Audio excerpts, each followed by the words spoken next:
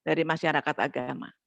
Dia ingin menjawab pertanyaan-pertanyaan yang 3 pertanyaan ini, lalu dia melakukan penelitian terhadap masyarakat paling primitif di Australia. Sejak awal, Durkheim telah mengklaim bahwa masyarakat primitif sebenarnya tidak pernah berpikir tentang dua dunia yang berbeda, yaitu natural dan supranatural.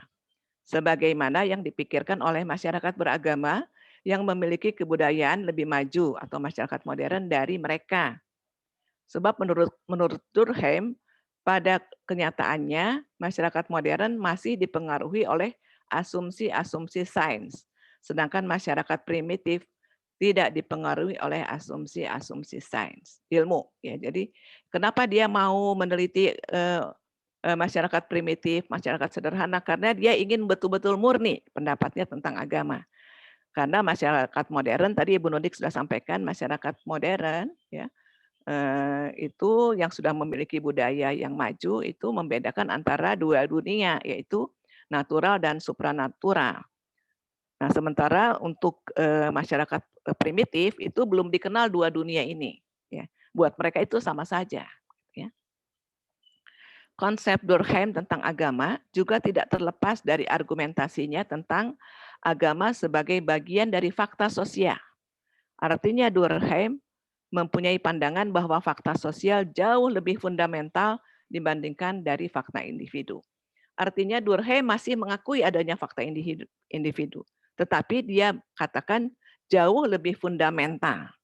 Ketika kita ingin mengkaji tentang agama, kita mencarinya fakta yang fundamental, yaitu fakta sosial daripada fakta individu. Meskipun dia juga mengakui fakta individu itu, ya. Oke, lalu persoalan apa saja dalam buku Durkheim ini? Ya, kita melihat beberapa permasalahan yang dikemukakan Durkheim, yaitu yang pertama dia melihat ya sesuatu yang selalu hadir di mana-mana, bentuk-bentuk pemikiran dan praktek keagamaan yang paling esensial bergantung. Jadi dia melihat sesuatu yang selalu hadir di mana-mana, di mana bentuk-bentuk pemikiran dan praktek keagamaan yang paling esensial bergantung. Nah, bergantungnya pada apa itu ya? Itu yang terus menjadi persoalan bagi dia. Yang kedua adalah melakukan hal yang merasa perlu mengkaji agama dalam bentuknya yang paling primitif dan sederhana, dengan tujuan menentukan unsur-unsur dan gagasan elementer dari kehidupan keagamaan.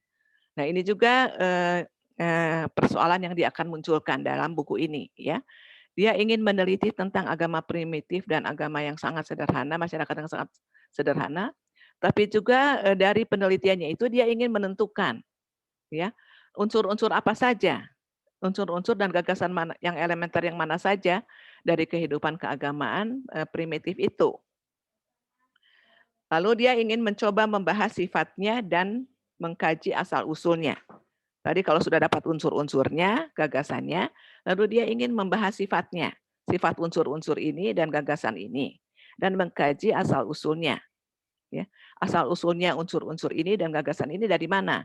Dengan tujuan membuat generalisasi ke religi-religi lain mengenai fungsi asasi religi dalam masyarakat umum. Jadi setelah dia dapat semua asal-usulnya, lalu dia akan membuat generalisasi pada religi-religi lain, ya, mengenai fungsi asasi dari religi dalam masyarakat umum.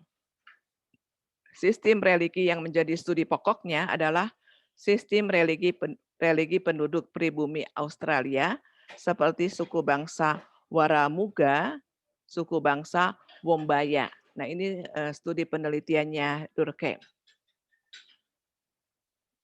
Kita bahas sekarang tentang pengertian primitif dari Durkheim ya. Menurut Durkheim, kata primitif mengandung pengertian bahwa sistem agama tersebut terdapat dalam organisasi masyarakat-masyarakat yang paling sederhana, serta sistem agama yang lebih tua darinya.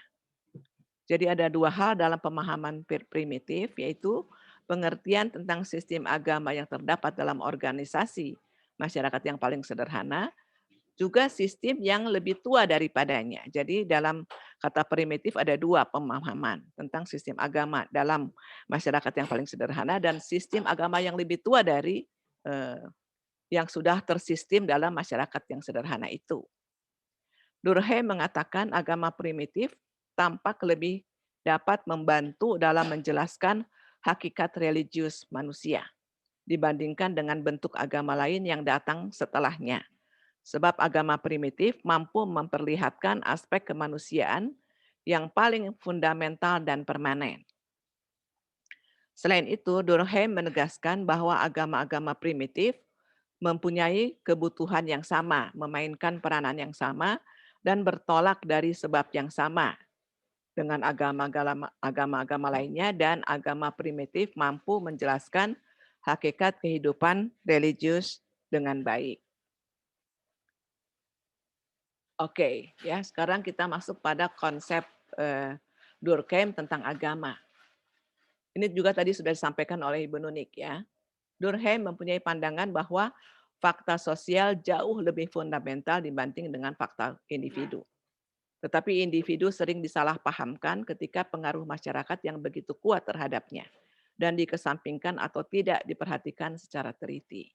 Jadi dia masih menghargai tentang individu ya, fakta individu, tapi seringkali sering disalahpahamkan. Ya. Dan menurut Durkheim adalah sia-sia belaka apabila menganggap mampu memahami apa sebenarnya individu itu hanya dengan mempertimbangkan faktor biologis, psikologis, atau kepentingan pribadinya. Seharusnya individu dijelaskan melalui masyarakat dan masyarakat dijelaskan dalam konteks sosialnya. Jadi bagi Durkheim ketika kita bicara soal individu, itu tidak terlepas dari kita memahami individu itu dalam konteks masyarakatnya dan konteks sosialnya.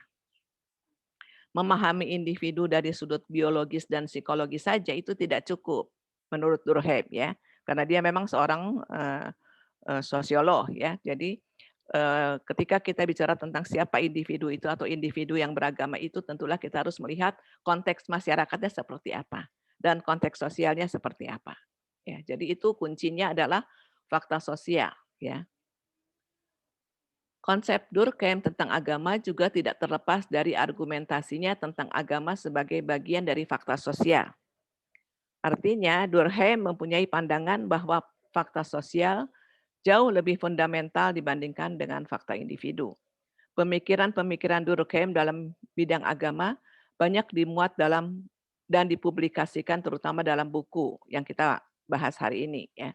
Buku ini merupakan karya fenomenal yang merupakan inti teori-teori pemikiran Durkheim tentang agama.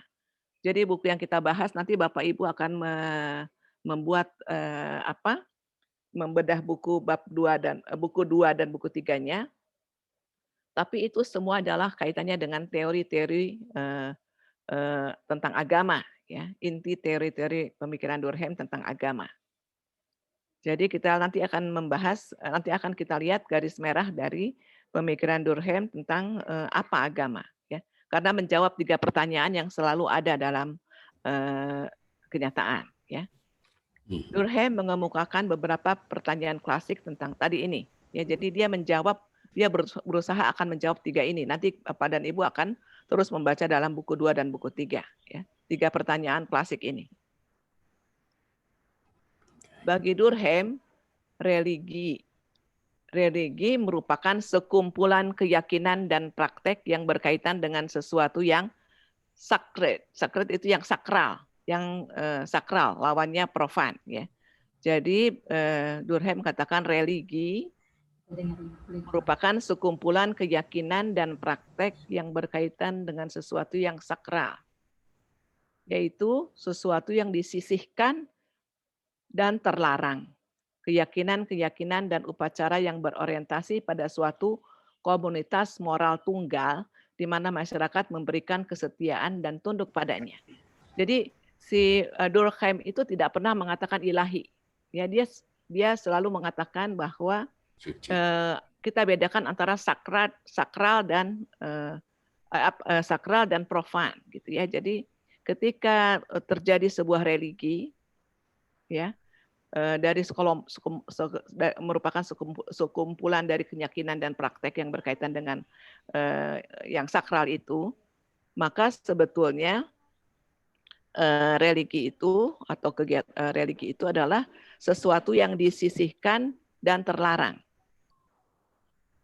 Keyakinan-keyakinan dan upacara yang berorientasi pada sesuatu komunitas moral tunggal, di mana masyarakat memberikan kesetiaan dan tunduk kepadanya. Ya.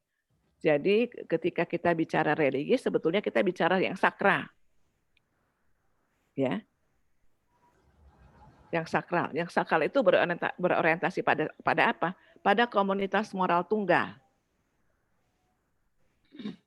Di mana masyarakat memberikan kesetiaan dan tunduk kepadanya. Siapa komunitas moral tunggal itu tergantung kita memahaminya, gitu ya. Tergantung kita. Sekarang di abad 21 tergantung kita memahaminya, ya. Tapi pada masyarakat sederhana primitif itu dikatakan komunitas moral tunggal. Nah, ini yang istimewa Bapak Ibu, penelitiannya dia. Dia katakan komunitas, dia tidak bilang satu moral tunggal, tapi komunitas moral tunggal, ya. Di sini komunitas moral tunggal. Jadi ini pemikiran yang istimewa dari dia, yaitu komunitas moral tunggal. Jadi dia tidak pernah meninggalkan komunitas, meskipun ada aturan-aturan moral tunggal, ya, di mana masyarakat memberikan kesetiaan dan tunduk kepadanya. Agama pada dasarnya merupakan sesuatu yang kolektif. Ini pendapat dia juga, ya. Ia membedakan agama dengan magis. Beda dengan Fraser. Fraser itu mengatakan agama dengan magis seperti dua orang yang memakai pakaian yang sama, sama-sama mendekati satu hal tetapi jalannya yang berbeda, gitu ya. Jadi pendapatnya Fraser dia tidak sesuai, ya. Kalau Fraser mengatakan agama dan magis itu satu seperti dua orang yang sama-sama berjalan dengan pakaian yang sama tapi beda jalan, berbeda jalan. Sementara bagi Durkheim, ya, dibedakan agama dengan magis, ya. Karena menurut Durkheim, magis merupakan upaya individual. Tadi Ibu Nunik sudah sampaikan. Magis itu adalah upaya individual. Sedangkan agama tidak dapat dipisahkan dari ide komunitas peribadatan atau moral. Ya, jadi kata-kata komunitas, kata-kata kolektif itu menjadi ciri khas dari Durkheim. Ya, jadi dia mau membedakan dengan Fraser tentang magis. Kalau bagi dia harus dibedakan magis itu dari agama, ya. Sementara Fraser tidak. Nah, tadi saya mendengar penjelasan Ibu Nunik itu, ya. Jadi apa ya? Jadi ada agama. Tadi Ibu langsung mengaplikasikan pada agama Kristen, gitu ya. Nah, boleh saja kita mengaplikasikannya setelah kita mengetahui seperti apa sih sebetulnya agama primitif dan sederhana itu, ya.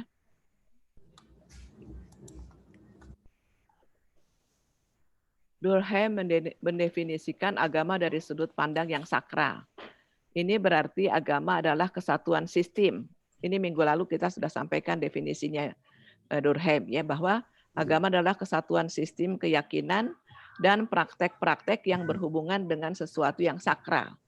Sesuatu yang disisihkan dari yang dan terlarang, keyakinan-keyakinan dan praktek-praktek yang menyatu dalam komunitas moral yang disebut gereja, di mana semua orang tunduk kepadanya atau sebagai tempat masyarakat memberikan kesetiaannya. Ini dia berikan contoh, gitu ya. Dia kaitkan dengan gereja, ya. Dari definisi Durkheim ini terlihat yang menjadi kata kunci adalah komunitas dan gereja. Jadi saya kira gereja juga tidak pernah dikatakan gereja jika mengatakan satu orang, ya. Gereja itu kan persekutuan atau relasi antara manusia dengan Allah. Jadi sekelompok manusia, bukan hanya seorang manusia, begitu, ya. Durkheim menemukan karakteristik paling mendasar dari setiap kepercayaan agama bukanlah terletak pada elemen-elemen supranatural, melainkan terletak pada konsep tentang sakral, di mana keduanya yaitu supranatural dan sakral memiliki perbedaan yang mendasar. Nah, kalau Durkheim katakan dia tidak ingin menggunakan kata supranatural, tapi dia menggunakan istilah sakral. ya. Karena dari keduanya memiliki perbedaan yang mendasar. Menurut Durkheim, seluruh keyakinan keagamaan manapun, baik yang sederhana maupun yang kompleks, memperlihatkan satu karakteristik umum, yaitu memisahkan antara yang sakral dan yang profan, yang selama ini dikenal dengan natural dan supranatural. Durkheim menambahkan bahwa hal-hal yang bersifat sakral selalu diartikan sebagai sesuatu yang superior, berkuasa, yang dalam kondisi normal, hal-hal tersebut tidak tersentuh dan selalu dihormati. Hal-hal yang bersifat profan merupakan bagian keseharian dari hidup dan bersifat biasa-biasa saja. Ini perbedaan makna dari sakral dan profan, ya. Lebih tegas dibandingkan menjelaskan dari supranatural dan natural. Yang natural yang biasa-biasa saja, tapi kalau yang profan itu sangat jelas mengatakan tentang bagian keseharian hidup dan bersifat biasa-biasa saja, bagian dari keseharian hidup, ya, profan. Sementara yang sakral itu lebih yang superior, berkuasa, dan tidak tersentuh, selalu dihormati. Jadi sekali lagi, ini semua istilah-istilah yang dipakai oleh Durkheim dalam penelitian tentang agama primitif atau agama sederhana. Meskipun sekali-kali dia kadang-kadang juga mengaitkan dengan gereja, ya, tapi hanya sepintas saja, satu atau dua kalimat saja, tapi dia lanjutkan dengan penelitian kepada masyarakat primitif dan yang sederhana. Ya, dari dikotomi tentang sakral dan profan hendaknya diartikan sebagai sebuah konsep pembagian moral, bahwa yang sakral adalah sebagai kebaikan, yang profan adalah sebagai keburukan. Jadi itu kemudian selanjutnya Durkheim dalam tulisannya dia mau menjelaskan tentang sakral dan profan adalah sakral tentang kebaikan dan profan adalah tentang keburukan. Menurut Durkheim, kebaikan dan keburukan sama-sama ada dalam yang sakral maupun yang profan. Jadi apakah kebaikan dan keburukan itu ada juga di sakral, ada juga di profan. Hanya saja yang sakral tidak dapat berubah menjadi profan. Dan begitu pula sebaliknya, yang profan tidak dapat menjadi sakral. Dari definisi ini, konsentrasi utama agama terletak pada yang sakral. Setelah dia menjelaskan ini, lalu dia katakan dia mau konsentrasi pada menjawab 3 pertanyaan tadi tentang agama, ya. Tapi fondasinya adalah pada yang sakral. Menurut pengamatannya, yang benar-benar merupakan karakteristik kepercayaan dari ritual agama bukanlah unsur supranatural, tetapi konsep tentang yang sakral. Lebih lanjut, ia mengatakan bahwa pembagian dunia yang berbeda bukanlah kepada yang supranatural dan yang natural, tapi kepada wilayah yang sakral dan yang profan. Kategori yang pertama, yaitu supranatural dan natural, selalu dianggap superior. Ya, sementara kategori yang kedua merupakan kebalikan dari pertama. Atas dasar inilah Durkheim merumuskan definisinya tentang agama. Sebuah sistem terpadu dari kepercayaan dan praktek yang berhubungan dengan hal-hal yang sakral, yakni hal-hal yang terpisah dan terlarang. Jika ditanyakan apa tujuan dari hal-hal yang sakral ini, maka jawabannya terletak pada bagian yang kedua dari definisi tersebut, yaitu praktek-praktek ini menyatu ke dalam suatu komunitas moral yang disebut gereja. Semua orang taat pada praktek itu. Nah, ini rumusan Durkheim, ya. Jadi kenapa dia sebut lagi gereja, karena dia adalah seorang Katolik, ya. Jadi dia menyebut kembali tentang gereja, bahwa praktek-praktek yang menyatu dalam sebuah komunitas moral itu disebut gereja, dan semua orang taat pada praktek itu. Karena apa? Karena komunitas moral itu bergantung pada yang satu, yaitu yang sakral, gitu, ya. Jadi inilah rumusan dia dari bagian 1 tadi yang sudah Ibu Nunik Saya mengulang saja, tapi untuk lebih menjelaskan kembali. Ya, saya lewatkan ini karena ini juga tadi sudah menjelaskan tentang itu ya. Tapi mungkin ada yang penting ya. Tadi ini Ibu Nunik sudah jelaskan tentang yang magis ya. Yang magis itu sifat pribadi, sementara yang sakral tidak ya. Oke. Tetapi yang magis dan agama hidup berdampingan dan nyaman. Yang satu adalah tempat bagi wilayah personal dan yang lain adalah tempat bagi wilayah sosial. Seorang ahli magi hanya memiliki klien tetapi bukan jemaat. Tidak ada gereja magi. Jadi dia mau membedakan bahwa istilah magi itu tidak masuk dalam gereja, tidak ada gereja magi, tidak ada gereja magis ya. Sementara yang sifatnya magis itu lebih pada individu atau pribadi. Saya kira ini saya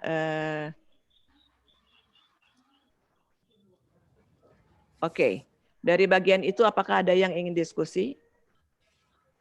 Dari bagian itu apakah Bapak Ibu? Halo?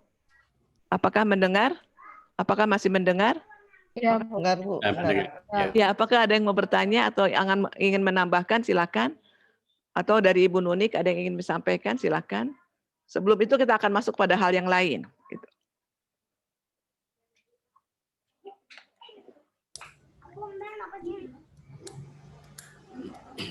Saya mungkin sedikit Ibu Odita izin. Ya, silakan, silakan Ibu, silakan. Menarik sekali kalau kita berbicara tentang pemikiran-pemikiran Durkheim. Kalau kita melihat dari sisi kacamata antropologi, antropologi itu memandang agama itu sebagai salah satu produk dari kebudayaan.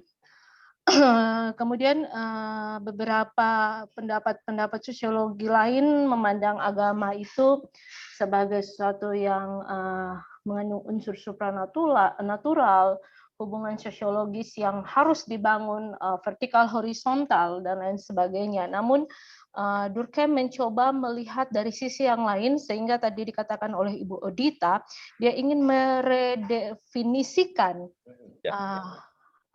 agama, makna dari agama. Namun di satu sisi saya sedikit terganggu karena dia ingin meredefinisi arti agama, namun dia mengajak kita untuk melihat agama-agama primitif, hubungan sosiologis dan lain sebagainya terurai dari agama-agama primitif. Kita pasti punya pemahaman yang berbeda tentang apa itu agama primitif. Ada tadi Ibu Nunik sendiri mengatakan bahwa ada banyak para ahli tidak ingin menggunakan istilah agama primitif dan lain sebagainya. Tetapi kalau kita melihat di NTT ini, di suku Boti Dalam, apa yang digambarkan oleh Durkheim itu, saya melihat itulah arti agama yang ada pada agama yang dianut oleh kepercayaan masyarakat Boti Dalam. Nah, redefinisi agama ini, redefinisi yang dikatakan oleh Durkheim ini, saya merasa bahwa ini bukan redefinisi. Karena di NTT, masyarakat Boti Dalam, bahkan sampai saat ini masih memahami, bahkan hidup dalam bukan hanya konteks kehidupan sehari-hari, tetapi sudah hidup dalam ideologi mereka, tertanam dalam ideologi mereka, memaknai agama seperti apa yang dikatakan oleh apa yang disampaikan oleh Durkheim. Kalau dari saya itu, Ibu, saya mencoba melihat kalau mau bilang redefinisi, ini juga tidak redefinisi gitu. Apakah redefinisi karena ada pemahaman agama yang berbeda antara para ahli? Ini sih biasa-biasa saja. Tetapi kalau redefinisi, saya rasa tidak juga karena banyak agama-agama primitif yang memahami atau memaknai agama sama seperti apa yang dimaknai oleh apa yang mau didefinisikan oleh Durkheim. Begitu saja Ibu, saya kembalikan. Ya, Ibu, ya. Jadi kita kan baru masuk pada bagian 1 buku. Jadi kita belum masuk langsung pada teorinya Durkheim. yang dia sebutkan redefinisi itu apa sih? Ya, jadi sebetulnya dia, kalau saya lihat ya dari tulisannya ini, dia sebetulnya ingin kembali ke belakang pada masyarakat primitif seperti yang Ibu tadi bilang ada di NTT juga ya. Saya sudah baca juga itu disertasinya salah satu kakak kelas Bapak dan Ibu sekalian, yaitu ada penelitian tentang itu. Dan itu memang persis sama seperti apa yang dikatakan oleh Durkheim. Masyarakat beragama itu sangat ditentukan oleh komunitas, kolektif. Tentang apa yang baik atau tidak baik itu mereka yang merumuskan sendiri, begitu ya. Dan mereka hidup saling toleran, masyarakat agama apapun itu mereka terima dengan terbuka. Nah itu ya Ibu ya. Jadi ini memang baru buku pertama Ibu. Ya, tapi kita harus memulai dengan dia meneliti ingin apa sih, dimulai dari pertanyaan. Lalu dia sebenarnya tujuannya apa? Ingin meredefinisi. Jadi Ibu dan Bapak bayangkan Durkheim itu ada lahirnya atau ketika dia menulis buku ini usianya itu atau ada di sekitar abad 19 Ibu. Ya. Dia kan meninggal 1917, abad 20 awal ya. Nah, kenapa dia ingin kembali ke primitif? Karena mungkin pemahamannya tadi Ibu Nunik apa ya bicara soal agama-agama yang sangat individual dan bagaimana itu yang berkembang ya. Kan kita lihat juga banyak sekte-sekte dalam kehidupan dalam umat Kristiani, banyak sekte-sekte ya. Dan mungkin itu tiga pertanyaan tadi itu yang menggelitik dia sebetulnya. Kenapa sih terjadi seperti ini? Lalu dia ingin bertanya sebetulnya agama itu apa? Ya, tetapi rumusan dia itu adalah ini sebetulnya. Apakah menurut Ibu ini bukan sesuatu yang baru agama? Nah, biasanya agama itu diterjemahkan pada supranatural dan natural menurut si Durkheim. Tetapi buat dia itu tidak pas. Buat dia itu lebih tepat dikatakan sebuah sistem yang terpadu. Ini saya kira kata ini menjadi penting. Sebuah sistem terpadu dari kepercayaan dan praktek yang berhubungan dengan hal-hal sakral, yakni hal-hal yang berhubungan, hal-hal yang terpisah dan terlarang, Jadi kalau hal-hal yang sakral berarti hal-hal yang baik gitu ya. Tadi kan dikatakan sakral itu baik, sementara profan itu adalah keburukan. Jadi dia adalah hal-hal yang terpisah dari yang terlarang. Jika ditanyakan apa tujuan hal-hal sakral itu, maka jawabnya terletak pada bagian kedua dari definisi tersebut, yaitu praktek-praktek itu menyatu ke dalam sebuah komunitas. Di mana komunitas itu semuanya taat pada praktek itu. Gitu. Kalau ini sudah ada dalam masyarakat Boki tadi Ibu katakan ya. Boti ya Bu, Boti. Boti itu enggak apa-apa juga sih Bu. Mungkin itu juga yang dia gali di Australia. Mungkin sama dengan yang terjadi di Australia kalau dia juga menggali. Saya kira Pater Gregor itu menulis buku yang cukup baik dari sudut antropologi tentang masyarakat Boti tadi ya. Itu yang selalu dikutip oleh para penulis disertasi saya lihat. Ya, jadi itu juga sudah dilakukan oleh Pater Gregor ya, menulis buku dan meneliti pada masyarakat yang sederhana yang ada di Nusa Tenggara Timur. Nanti setelah kita betul-betul menguasai buku ini, baru kita tahu bahwa dia meredefinisi apa sih. Tapi kalau dari awal saya melihatnya dia meredefinisinya karena selama ini dikatakan agama itu adalah hal-hal kita bicara pada hal-hal yang sifatnya supranatural, yang ilahi dan yang daripada yang biasa gitu ya. Tapi dia tidak ingin katakan itu karena yang ilahi itu harus atas konsensus masyarakat bersama atau kolektif. Jadi dia ingin katakan lebih pada rumusan tentang kolektif. Pada yang sakral itu adalah betul-betul merupakan bahkan dia katakan gini, pada pada personal yang kita tidak tahu siapa itu. Jadi dia bicaranya pada tadi personal tunggal itu dia katakan. Moral tunggal, ya. Oke, jadi kalau mau dibandingkan saya kira sama saja dengan yang dilakukan oleh para penulis sosiolog sekarang juga, ya, tentang penelitian pada suku-suku di Indonesia tentang agama. Itu respon saya Ibu Lani, ya. Ya, Jadi terima kita kasih. masih menggumuli buku 2 dan buku 3-nya. Sebetulnya redefinisi apa sih tentang agama? Hanya kalau dari awal ini saya melihat dia ingin meredefinisinya, dia tidak ingin menggunakan kata yang supranatural dan natural. Supranatural dan natural. Dia tidak ingin menggunakan kata itu, tapi dia lebih pada sakral dan profan. Lalu dia tidak ingin bicara tentang satu orang atau individu, tapi lebih pada kolektif.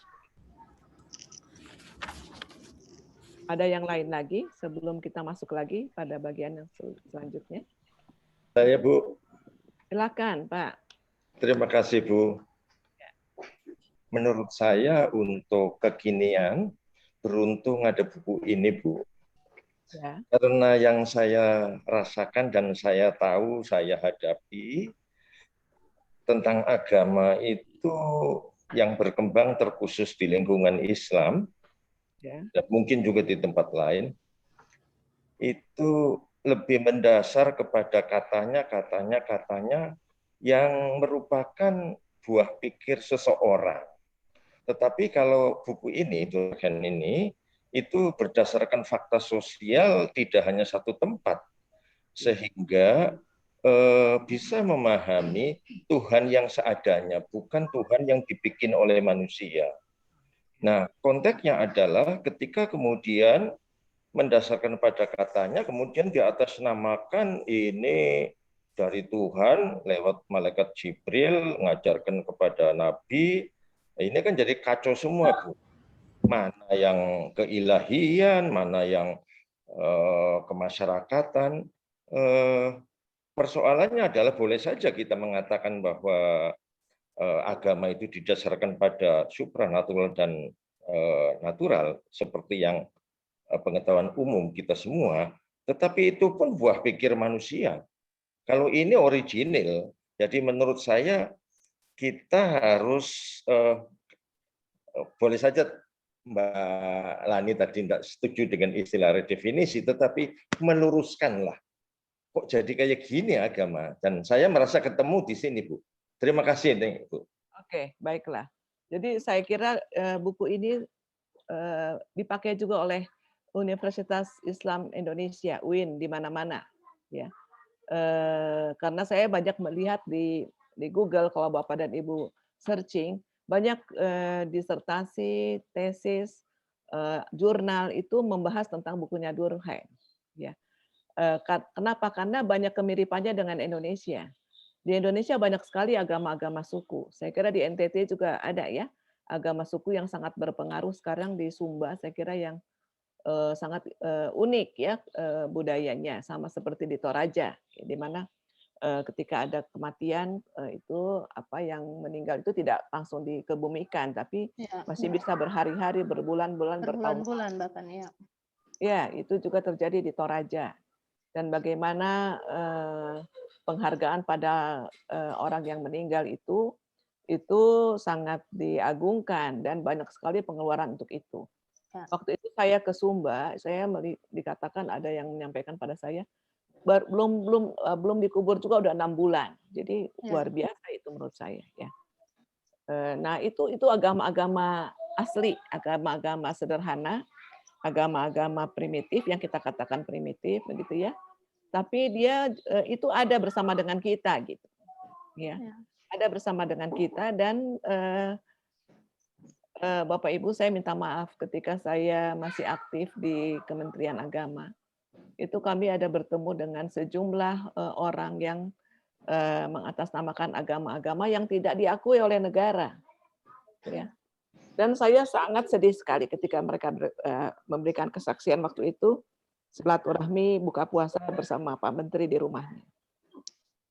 Dan mereka katakan bahwa mereka ini adalah orang Indonesia.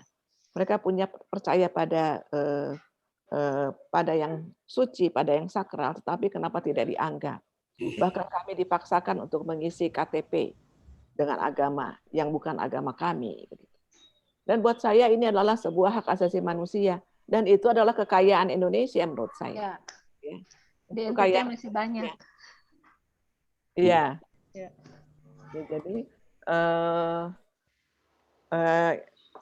saya kira buku ini sangat menarik karena mereka ini mau menjelaskan kepada kita tentang si Durkheim ini. Coba ketika kita mau meningkatkan keagamaan kita, coba kita mulai dengan bertanya tiga tadi. Lalu kita lalu mulai harus mengatakan bukan aku pribadi, tapi bagaimana komunitas berkata.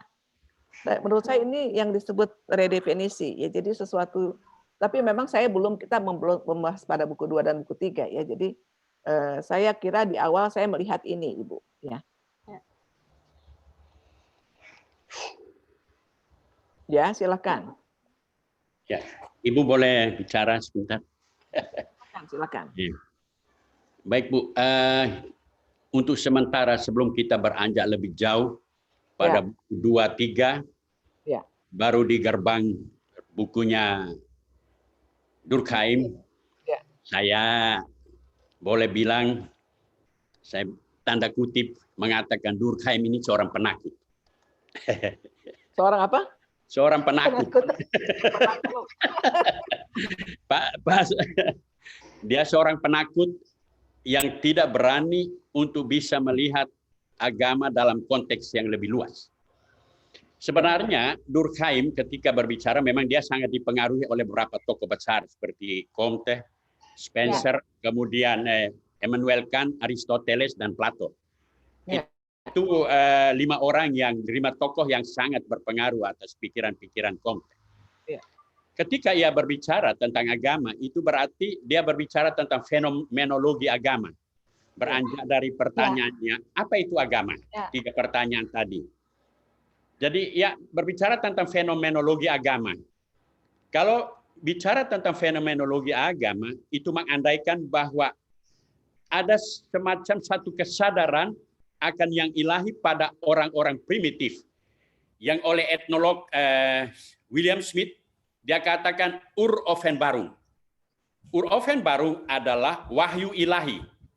Di mana sebelum agama-agama besar, katakan saja Islam atau Kristen masuk,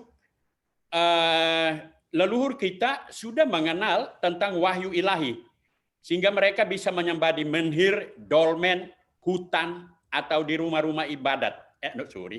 Rumah-rumah adat. Oleh karena itu, maka sebenarnya menurut William Smith, Lanjut Pak Ter, lanjut. Ya. Lanjut ya. Saya baterainya sudah sebelum agama-agama masuk itu sebenarnya mau mengatakan saja bahwa apa yang kamu sembah itu yang kami datang untuk sampaikan kepadamu. Sampaikan kepadamu itu pengalaman seperti Paulus ketika masuk di Athena. Ketika masuk di Athena. Jadi apa yang Durkheim lihat itu sebenarnya itu sudah lebih dahulu ditelusuri bahwa memang konsep-konsep yang ilahi itu sudah ada. Maka ketika kalau kita mulai masuk atau bertanya tentang bagaimana peran-peran agama-agama wahyu atau samawi, disinilah seakan-akan Durkheim itu semacam take distance begitu. Mungkin dia tidak mau terpengaruh dengan dogma-dogma yang jelimet begitu. Atau dia mau supaya betul-betul melihat agama primitif ini sebagai embrio dari agama-agama besar itu. Namun sebenarnya kalau secara sosiologis atau dari fenomenologi agama dan perkembangan selanjutnya, ia mesti melihat ini juga bahwa agama-agama wahyu itu mempunyai peran untuk bisa mengungkapkan, menjawab pertanyaan mengapa agama itu penting dalam hidup. Kemudian bagaimana agama berpengaruh terhadap kehidupan sosial. Nah, kalau misalnya apa itu agama, itu sebenarnya pertanyaannya itu beranjak dari suatu kesadaran manusia tentang asal usulnya. Manusia itu selalu dalam hidupnya akan mengalami kepasrahan, sekurang-kurangnya 3 kepasrahan. Kepasrahan fisik, kepasrahan psikis, dan kepasrahan intelek. Kepasrahan fisik itu adalah ketika orang sakit, menderita dan susah untuk bisa beranjak keluar dari sana. Di situ dia berpikir, siapa kekuatan lain yang bisa menopang dia selain Tuhan. Kemudian kepasrahan psikis, frustrasi, kecewa, putus asa. Di situ dia bertanya, siapa kiranya Tuhan. Kemudian kepasrahan intelek. Di sini ketika orang bertanya tentang kepasrahan intelek, muncul prinsip bahwa iman yang menolong budi karena indera tak mencukupi. Maka muncullah kesadaran akan iman itu. Jadi dengan itu lalu beranjak pada mengapa agama penting dalam hidup manusia. Itu penting agar bisa membingkai manusia itu untuk memahami hidupnya secara etik, moral, dan spiritual. Karena arah hidup manusia memang akan ke sana. Lalu agama berpengaruh terhadap kehidupan sosial. Di sini orang akan melihat bahwa kalau agama itu penting, maka dia akan membuat manusia mengalami kesalehan. Kesalehan sosial, kesalehan pribadi, dan kesalehan sosial. Bagaimana kesalahan pribadi membuat dia untuk bisa bertumbuh secara baik, yang mendorong dia untuk bisa mengungkapkan kesalahan sosialnya. Dengan demikian orang bilang, wah dia itu orang baik dan sebagainya. Itu yang saya lihat, bahwa nanti selanjutnya Durkheim bisa melihat lebih jauh dari situ, mungkin nanti dalam buku 1, 2, 3. Tapi saya melihat bahwa Durkheim seakan-akan, minta maaf tadi saya tanda kutip loh, itu hanya mau mengatakan bahwa dia kayak tidak berani untuk bisa berbicara lebih jauh tentang agama-agama wahyu. Maka dia minta kita untuk meredefinisi agama. Apa argumentasi atau alasan dasar untuk meredefinisi itu? Agama. Something wrong untuk agama-agama sehingga harus diredefinisi. Itu kira-kira yang saya ini. Oke, Terima baiklah. kasih. Cara Bu. Ya. Mungkin justru dia dalam keadaan kegelisahan Pak Fritz tentang melihat agama samawi khususnya kekristenan, karena pada zaman itu terjadi kapitalisme, imperialisme sedang melanda seluruh dunia. Jadi dia melihat kenapa orang yang beragama yang katanya agamanya paling keren kok justru terjadi penindasan, perusakan masyarakat-masyarakat di luar negara mereka. Makanya dia ingin meredefinisikan ini dan dia tekankan itu bahwa agama itu beda dengan magician, beda dengan magis, itu adanya koneksitas, relasi, hubungan. Jadi yang tadi Ibu Odita gunakan terminologi adalah komunitas. Nah, komunitas itu kata kunci. Nah, sementara komunitas itu bukan cuman ada dalam suku, ada dalam negara, itu komunitas, tapi mereka sedang merusak. Imperialisme ini merusak. Dari sisi ekonomi mereka merusak, kemudian penjajahan pada masa itu. Jangan lupa loh, Durkheim ini orang Prancis, dan di Prancis itu ada pembedaan dikotomi ya, gereja dan raja. Imam dan raja itu sama-sama mereka memerintah bersama-sama. Tapi dia melihat ini nggak benar, terjadi penindasan kepada orang miskin, sampai pada masa itu kan masih ada ketimpangan sosial yang disebut sampai melahirkan ide ini dari Durkheim. Itu kalau menurut saya ya. Terima kasih, itu saja. Ya, terima kasih Ibu Nunik. Bapak Ibu sekalian, saya terima kasih untuk responnya, tapi bolehkah kita kembali kepada sebenarnya Durkheim itu tidak masuk pada isi agama saya. Jadi, tetapi dia baru bicara tentang definisi agama, definisi Bapak Ibu, bukan apa inti agama. Ya, jadi dia kan seorang sosiolog, jangan lupa dia seorang sosiolog. Ya, jadi dia hanya ingin mendefinisikan ulang tentang apa itu agama sebetulnya. Nah, dia mulai dari melihat tentang masyarakat primitif dan sederhana. Itu saja sebenarnya sederhananya dia. Nah, nanti di slide selanjutnya saya akan tampilkan bagaimana banyaknya orang mengkritik dia, dan demikian juga agama-agama Abrahamik tadi yang Pak Tar sudah katakan, ya. Islam, Kristen, Hindu, Buddha itu banyak mengkritik. Nanti kita lihat, ya. Jadi dari awal saja Bapak Ibu sudah semangat seperti ini, ya. Saya senang sekali, ya, Bapak Ibu. Tapi ingat, kita duduk dari sudut sosiologi sebetulnya, ya. Jadi kenapa kita bahas buku ini, Bapak Ibu? Jadi saya tidak ingin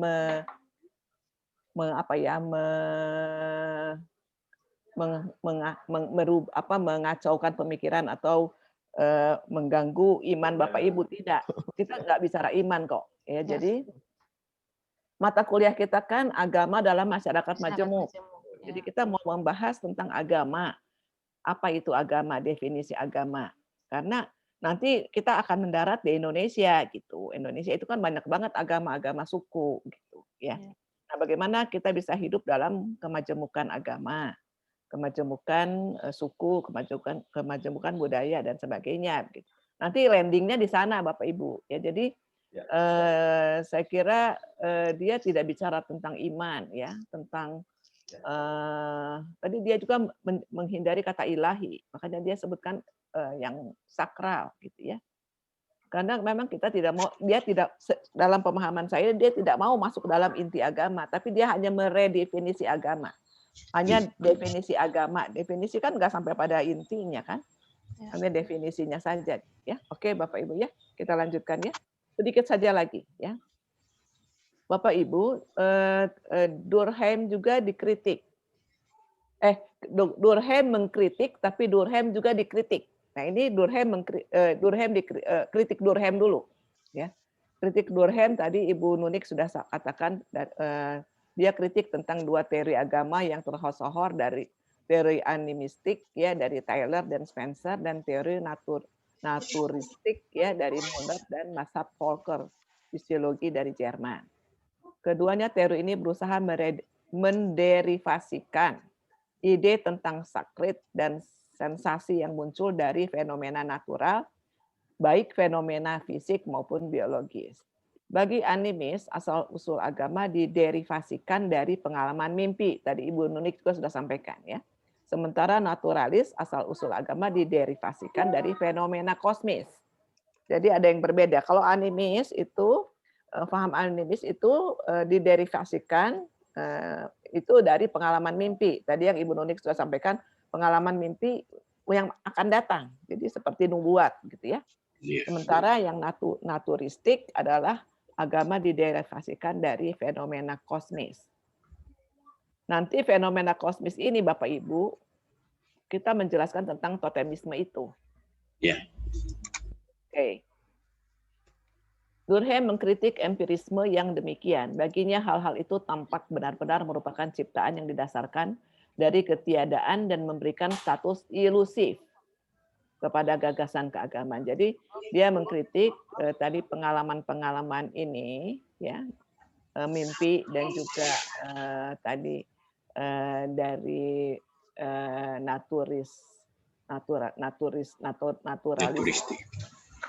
Ini dia bilang itu menjadikan orang didasarkan pada ketiadaan dan memberikan status ilusif, sesuatu yang ilusi, sesuatu yang bersifat ilusi kepada gagasan keagamaan. Jadi kalau ilusi itu kan jadi lebih pada sesuatu yang tidak berdasar lah gitu, ya, ilusif, ya. Durkheim lebih setuju dengan McLennan dan Robertson Smith bahwa bentuk seluruh agama yang paling fundamental dan primitif adalah totemisme. Nanti kita belajar tentang totemisme. Kenapa dia lebih mengambil contohnya dari totemisme, ya. Dalam mendefinisikan agama, Durkheim mengkritik beberapa teori agama yang kesohor seperti teori animisme dan naturisme yang dikemukakan oleh Max Muller yang tadi sudah disampaikan, ya, yang berpendapat bahwa masyarakat menjadi yakin akan dewa-dewi karena mereka mencoba menjelaskan beberapa fenomena alam yang dahsyat seperti matahari, langit, dan badai. Taylor mengatakan ide kepercayaan dan berawal dari ide-ide tentang roh Durkheim melihat pada prinsipnya teori-teori tersebut sama karena berusaha menderivasikan ide tentang yang sakral dan sensasi yang muncul dari fenomena natural, baik fenomena fisik maupun biologis. Bagi kelompok animis, asal-usul agama diderivasikan dari pengalaman mimpi, sedangkan kelompok naturis menganggap asal-usul agama diderivasikan dari fenomena kosmis. Ya.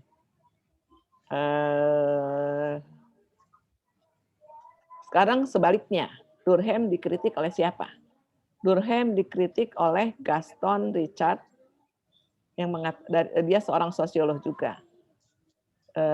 Ada bukti yang berlawanan dengan kesimpulan Durkheim. Kebanyakan teori Durkheim dibangun sebelum menelaah laporan mengenai Australia. Jadi dia dituduh dia lakukan banyak pendapat atau teori sebelum dia melakukan penelitian di Australia, gitu ya. Itu tuduhan dari sosiolog Gaston. Kritikus lainnya mengatakan mempertanyakan laporan seputar kehidupan suku-suku Australia. Apakah benar-benar akurat? Durkheim secara simplistis dikatakan mengasumsikan masyarakat suatu entitas yang homogen tanpa membangun landasan definitif tentang masyarakat itu sendiri. Akibatnya Durkheim berbicara agama secara teoritik dalam kaitan dengan masyarakat yang tidak jelas secara teoritik. Ya, jadi ini kritikan dari kritikus lain bahwa Durkheim dikatakan sangat simplistis, sangat menyederhanakan pendapatnya karena mengatakan bahwa masyarakat itu suatu entitas yang homogen, ya. Dan juga dikatakan Durkheim itu berbicara tentang teori yang berkaitan dengan masyarakat, sementara masyarakat itu secara teoritik tidak jelas, ya. Masyarakatnya tidak jelas. Jadi mungkin itu tuduhan Gaston mengatakan dia belum kenal betul kok masyarakat di Australia itu, tapi kok dia bisa ngomong gitu ya. Oke, itu sebaliknya dari tadi Durkheim mengkritik, sekarang Durkheim dikritik. Durkheim juga dikatakan sangat jatuh pada sifat reduksionis. Moral dan religi direduksikannya kepada soal sosial. Ini juga pendapat kritikus yang mengkritik Durkheim. Dia katakan, kok Durkheim begitu mereduksi makna agama menjadi sosial, gitu ya. Makna moral dan religi kok direduksikan kepada sosial. Padahal pada kenyataannya relasi pengalaman kejiwaan yang sangat bersifat moral dan religius dengan hal-hal yang rasional tidaklah terbentuk serancang bangun sedemikian sederhananya seperti yang dilakukan Durkheim dengan memasrahkannya pada faktor tunggal semata, baik psikologis maupun sosial. Nah, ini mungkin sejiwa dengan Pater tadi ya, Pater Fritz ya, bahwa Pater Fritz kan namanya ya, Bapak ya. Halo. Betul, halo. Bu. Betul, Bu. Halo Bu, minta maaf tadi laptop saya itu baterainya low lalu saya ganti. Ya, tadi ini kritikus, salah satu kritikusnya sama seperti tadi uraiannya Pater Fritz tadi ini. Jadi ini mengatakan bahwa yang sifatnya agama itu berkaitan dengan jiwa dan moral serta religius. Ya. Sementara dikatakan Durkheim itu hanya sederhana saja memasrahkan pada faktor tunggal yaitu sosial, gitu. Sosiologis atau psikologis. Teori Durkheim memberikan tantangan tajam bagi wacana keberagamaan manusia kontemporer. Karena Durkheim mengklaim bahwa asal-usul agama modern bertolak dari bentuk-bentuk dasar agama klasik primitif. Agama dasar ini terus berevolusi dan dikenal sebagai agama modern. Dengan logika ini meniscayakan adanya modernisasi agama, di mana agama-agama akhirnya diterjemahkan hanya sebagai entitas sekunder yang mengikuti laju dinamis dan perilaku sosial kemasyarakatan. Jadi ini salah satu kritik juga pada Durkheim ya, karena dia bilang kritikus ini mengatakan teorinya Durkheim itu seolah-olah ada evolusi, ya ada perkembangan dari agama klasik, agama primitif menjadi agama modern. Nah, kalau begitu nanti resikonya ada modernisasi agama. Nah, ini nanti kemudian bertabrakan dengan agama-agama Ibrahimiyah. Ya. Ya. Nah ini pendapat si kritikus ini nanti kaitannya dengan ini. Ya. Klaim teoretik Durkheim jika diimpresikan tentu mengerikan bagi bangunan agama. Agama-agama yang diyakini bersifat monoteis. Sebutlah yang berakar pada garis religius Ibrahimiyah, seperti Islam, Kristen, dan Yahudi yang notabene bersumber pada kitab-kitab suci masing-masing yang baku dan tidak pernah berevolusi. Ya, jadi Alkitab kita nggak pernah berevolusi. Dari zaman baheula sampai sekarang sama.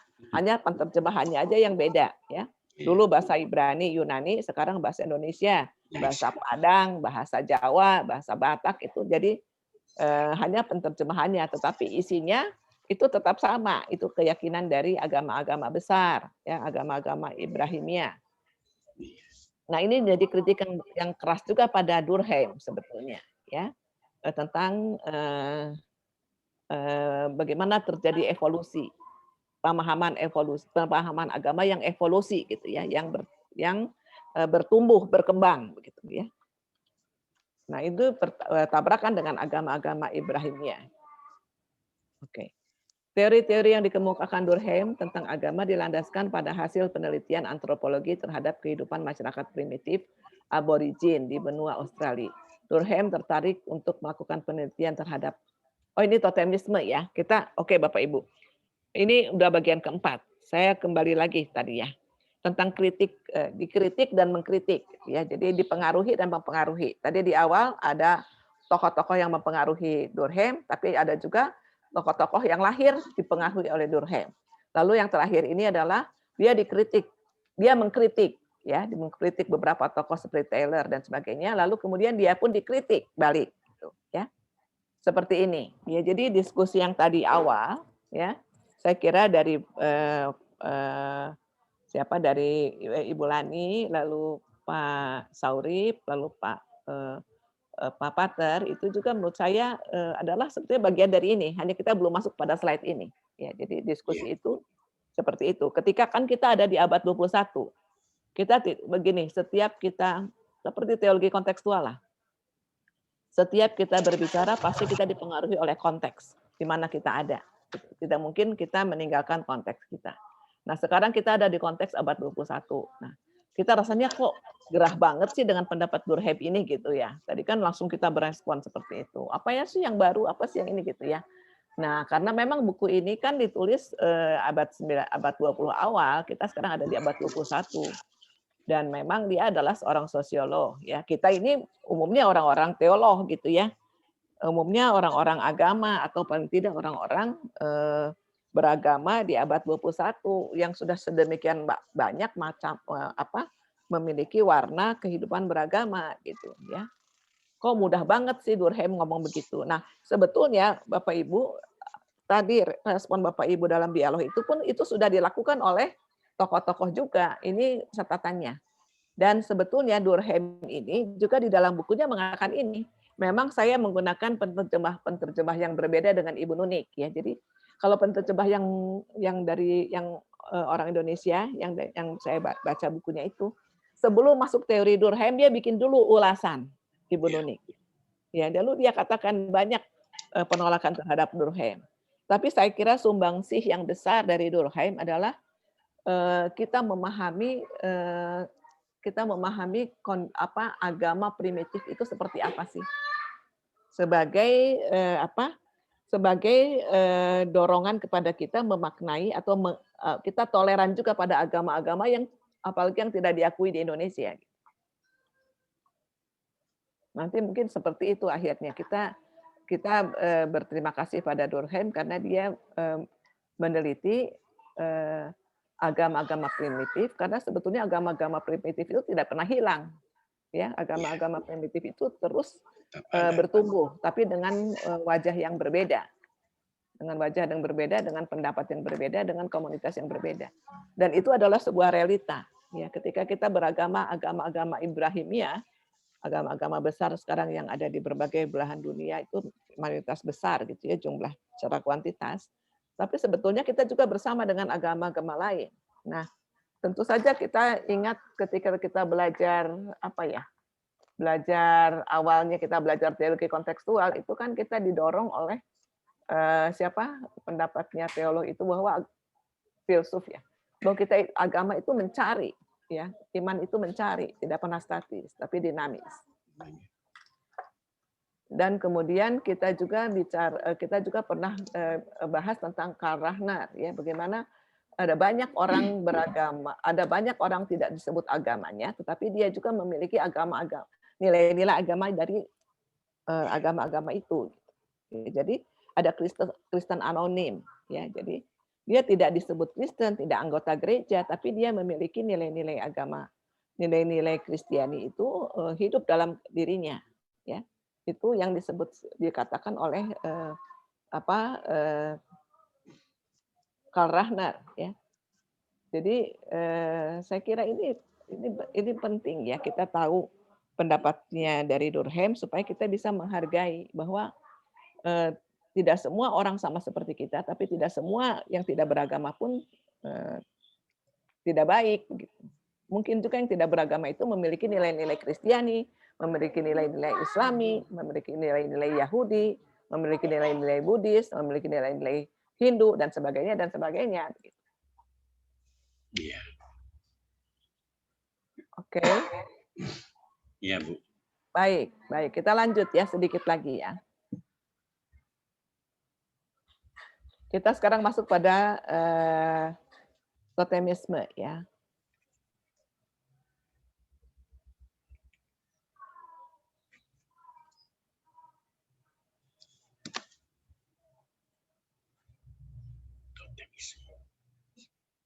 Oke. Teori-teori yang dikemukakan Durkheim tentang agama dilandaskan pada hasil penelitian antropologi terhadap kehidupan masyarakat primitif di Australia. Durkheim tertarik untuk melakukan ini ya. Lalu dia juga berhasil mengungkapkan apa sebenarnya makna totemisme bagi masyarakat suku tersebut. Menurutnya peneliti terdahulu, jadi sudah ada peneliti terdahulu tentang totemisme ya. Yang dia juga mungkin dipengaruhi oleh pendapat ini. Ya. Menurutnya, peneliti terdahulu hanya dapat menggambarkan masyarakat tribal terbagi dalam beberapa klan, di mana setiap klan memiliki binatang dan tumbuhan serta benda lain sebagai totem masing-masing. Sebagai totem, entah berupa kijang, kanguru, ataupun pohon, dianggap sakral oleh suku yang memilikinya. Durkheim mengatakan bahwa mereka belum berhasil mengetahui hal yang lebih penting lagi, yakni kenapa totem-totem itu dapat menggambarkan konsep yang sakral dan yang profan dalam masyarakat. Jadi dalam kehidupan masyarakat totemisme itu menurut Durkheim, mereka juga dalam kehidupannya tergambarkan konsep yang sakral dan profan. Durkheim mengamati bahwa dalam masyarakat primitif, setiap binatang yang bukan totem boleh diburu dan dimakan karena binatang tersebut termasuk yang profan. Sebaliknya, binatang yang dijadikan sebagai totem adalah bagian sakral bagi seluruh anggota klan, dan tentu saja terlarang bagi seluruh anggota klan yang untuk membunuh, kecuali untuk dijadikan sebagai korban atau sesajian dalam upacara-upacara keagamaan. Mungkin ini contohnya lebih mudah itu di saudara-saudara kita Hindu ya, dan mereka kan tidak makan sapi ya. Iya. Sapi itu totemnya itu pelihara, itu adalah bagian dari totem gitu ya, totemisme. Jadi bukan dipuja mungkin ya, jadi tidak boleh dimakan sapi ya. Sementara untuk kita itu bikin rendang, bikin macam-macam itu menjadi nikmat sekali begitu ya.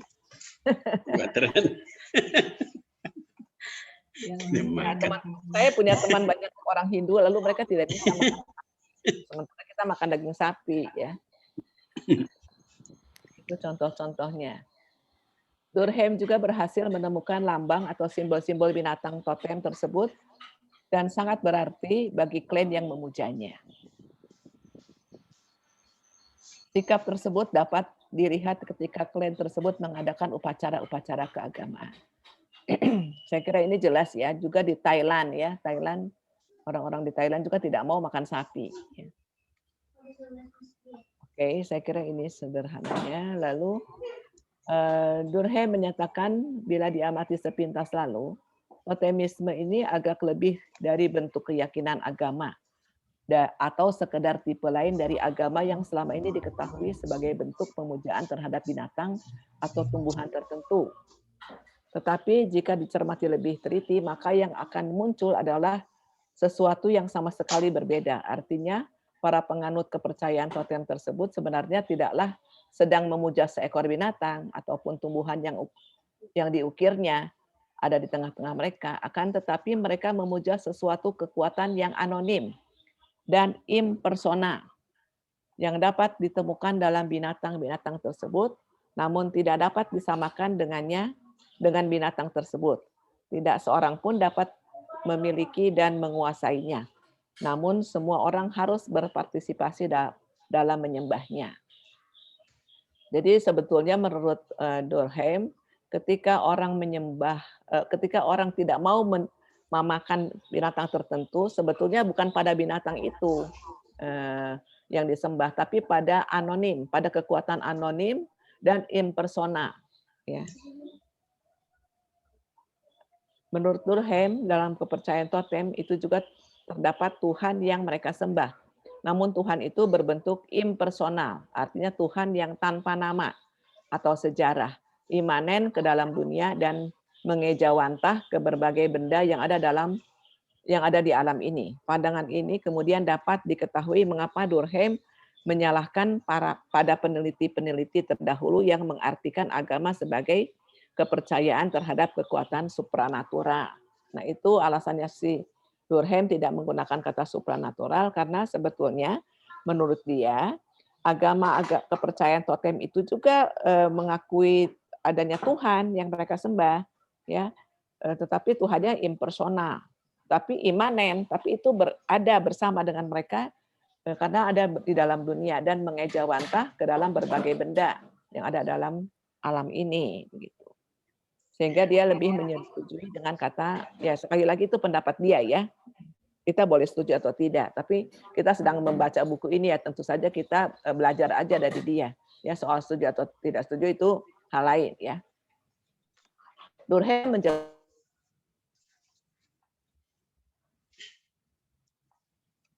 bisa jadi merupakan sesuatu yang lain dari klaim itu sendiri, yang dipersonifikasikan dan dipresentasikan secara imajinatif menjadi binatang atau tumbuhan yang terlihat yang dijadikan totem.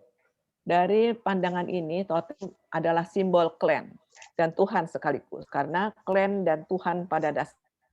Oleh karena itu, penyembahan terhadap Tuhan atau dewa-dewa sebenarnya adalah bagaimana masyarakat primitif mengekspresikan dan memperkuat kepercayaan mereka kepada klan. Maka ketika mereka melakukan ritual-ritual keagamaan selalu bersifat komunal. Anggota masyarakat aborigin akan menganggap sama-sama memuja Tuhan baik yang berupa binatang ataupun tumbuhan yang terdapat di luar alam nyata ini yang akan memberi kemakmuran kepada mereka. Nah, Bapak Ibu sekalian, kalau kita melihat contoh-contoh dari totem ini, sebetulnya ini ada juga di masyarakat kita atau teman-teman kita minimal ya. Kalau kita teman-teman dari Chinese ya, saya banyak teman-teman di kampus itu dari Chinese dan mereka itu melihat naga itu adalah sebuah simbol dari sebuah keberuntungan, betul ya. Jadi atau kesuksesan atau kekuasaan ya. Jadi biasa di lingkungan teman-teman saya yang Chinese mengatakan, oh itu naga, itu naganya tuh di Sentul tuh ada naga, naganya itu yang pemilik Sentul itu, gitu. Atau di Jakarta itu ada Teluk Naga ya, itu sebenarnya daerah yang membawa kemakmuran kalau kita bisnis di sana gitu ya. Jadi itu sebenarnya saudara-saudara kita atau teman-teman kita juga ada yang masih percaya sampai saat ini meskipun dia misalnya beragama Kristen, beragama Islam, beragama Hindu atau Buddha, tapi masih juga memiliki kepercayaan-kepercayaan seperti itu.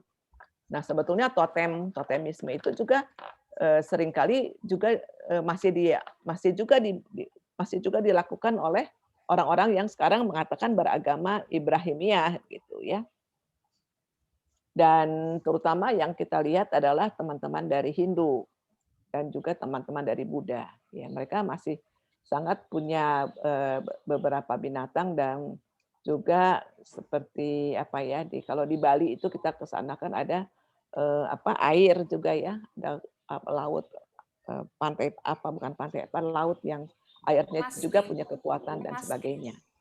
Nah, saya kira ini kekuatan totemisme ini sangat kaya di Indonesia.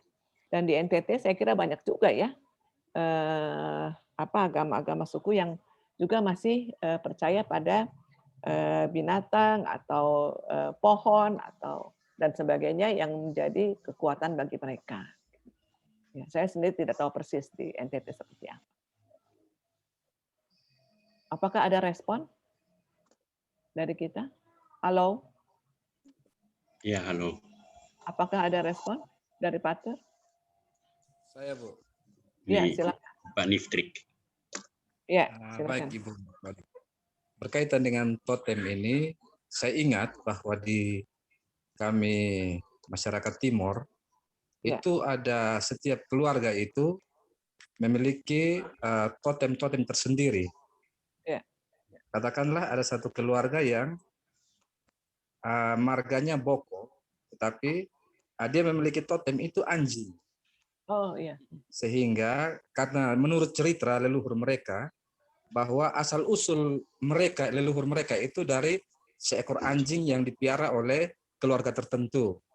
Jadi ketika pada waktu tertentu anjing itu berubah menjadi manusia dan kemudian dia disapa dengan nama tertentu sehingga sampai dengan saat ini kalau mereka misalnya mereka bunuh anjing, makan daging anjing, tetapi yang laki-laki keturunan laki-laki itu tidak boleh makan daging anjing. Karena ketika dia makan daging anjing pasti akan ada misalnya pantangan-pantangan yang akan muncul dalam kehidupan khususnya garis keturunan laki-laki. Kalau anak perempuan tidak soal. Nah, ini saya kira di masyarakat Timur ada seperti itu. Walaupun mereka sudah menerima Kristus, sudah beragama, tetapi totem-totem seperti ini berkaitan dengan asal-usul keluarga tertentu itu masih dipegang kuat oleh orang Timur. Terima kasih. Oke, terima kasih. Apakah di Timur, apakah di KUP NTT juga ada totem tentang ini? Saya kan pernah dikasih kain ya, kain dari Sumba, Sumba Timur, Sumba Barat. Nah mereka bilang gambar-gambar itu punya makna gitu. Apakah itu juga dalam ketika kita menenun itu punya kekuatan sesuatu enggak Pak? Ketika kita menenun itu biasanya punya sesuatu harus bagaimana dulu enggak kalau mau menenun satu kain yang untuk raja-raja misalnya gitu?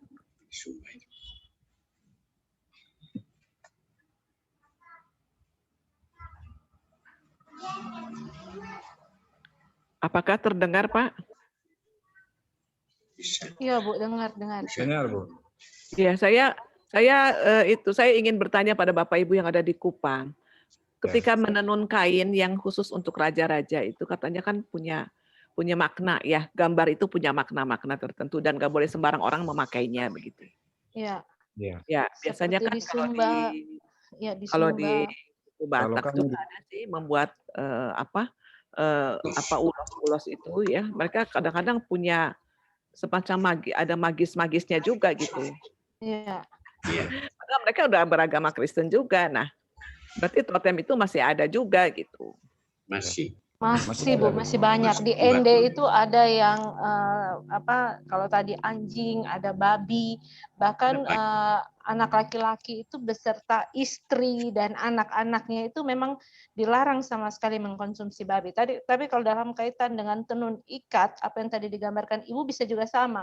Seperti di Sumba itu ada motif kuda di sana, bahkan di kita di Timor ada menggunakan motif tokek kalau tidak salah itu. Itu juga sama seperti itu. Ya, jadi totem rupanya ada di berbagai tempat ya. Meskipun sudah beragama Kristen. Nah, kalau Pak Sauri bagaimana Pak di Islam, Pak? Apakah masih ada juga penganut agama Islam, tapi juga masih percaya pada totem-totem begitu Pak? Sama. Bukan percaya, pasti menggunakan. Barangkali karena pengaruh leluhur, Bu, bukan pengaruh Leluhur agamanya. ya.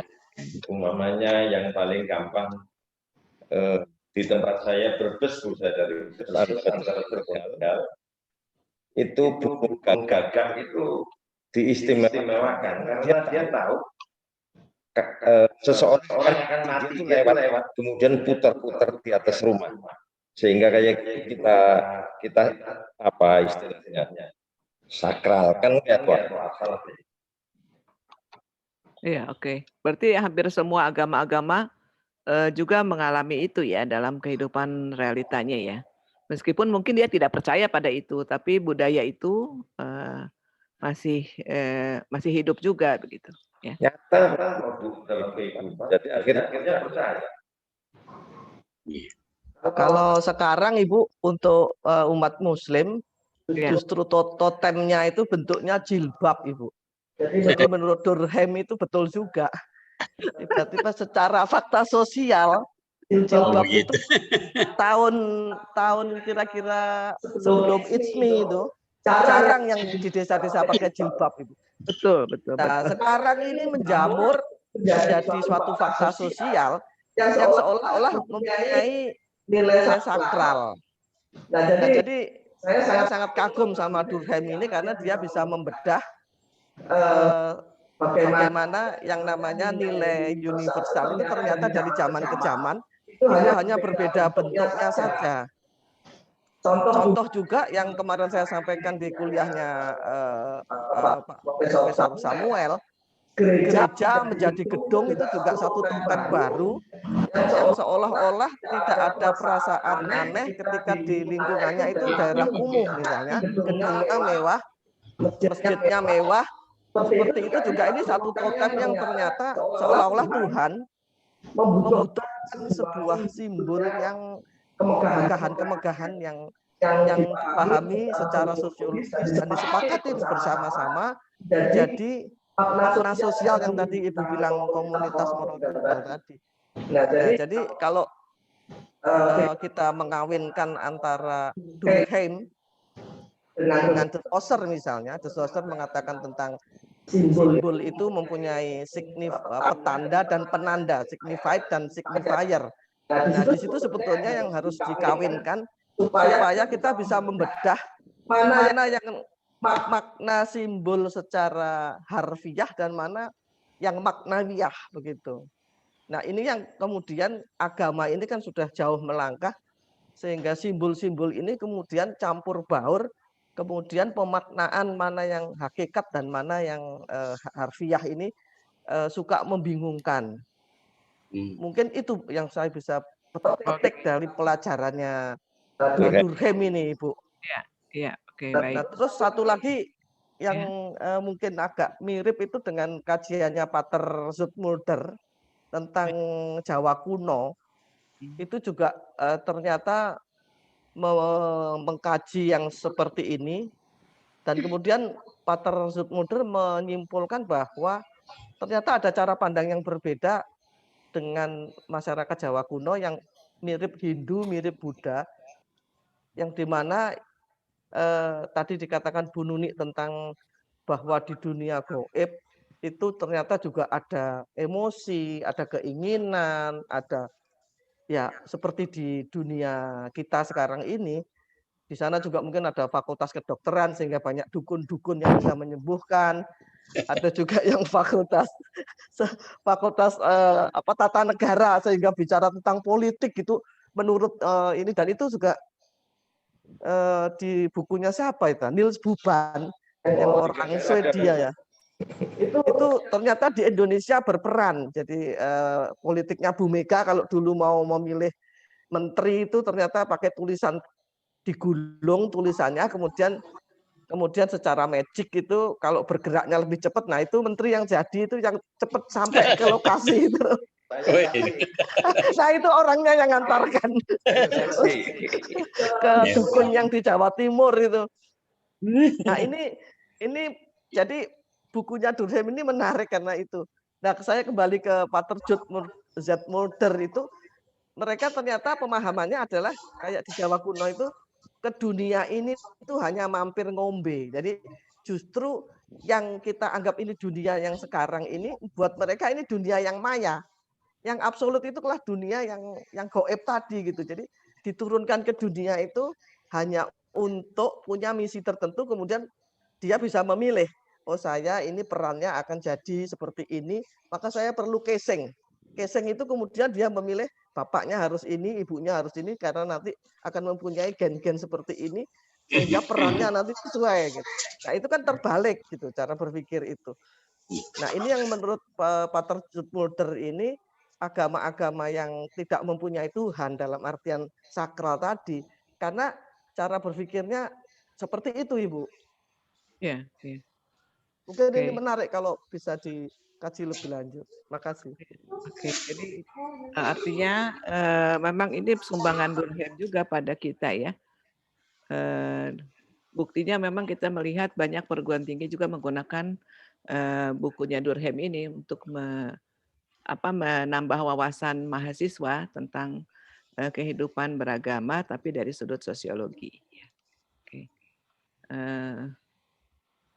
Ini beberapa hal penting yang dari totemisme yang saya ini sudah ada dari buku ya, Bapak Ibu ya, tentang upacara-upacara yang bersifat komunal, ritual-ritual keagamaan yang dianggap lebih penting. Juga ada 2 pemujaan yang terbagi dari negatif dan positif, gitu ya. Juga terdapat bentuk ketiga yaitu piakular yang berarti penebusan dosa atau kesalahan. Jadi di budaya di totemisme itu sudah ada tuh ritual-ritual ketiga itu ritual yang isinya itu penebusan dosa dan kesalahan. Jadi ada yang positif, ada yang negatif, bentuk-bentuk ritualnya, tapi juga ada yang isinya penebusan dosa dan kesalahan. Jadi rupanya di dalam totemisme sudah ada juga makna dosa atau salah, ya. Itu juga sudah dimaknai. Posisi ketiga berada di wilayah bentuk pemujaan yang pertama. Dengan demikian, tugas utama ritual-ritual yang tergabung ke dalam pemujaan negatif adalah menjaga yang sakral agar selalu terpisah dari yang profan. Maka pemujaan bentuk pertama itu biasanya berisi tentang larangan-larangan atau tabo. Sedangkan pemujaan bentuk kedua merupakan ritual paling utama bagi masyarakat Australia adalah Inticiuma, yakni ritual yang menggambarkan prosesi penyerahan hidup manusia kepada Tuhan, kemudian Tuhan memberikannya kembali kepada mereka.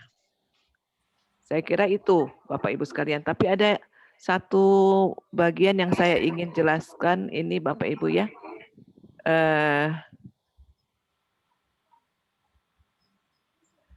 Ini.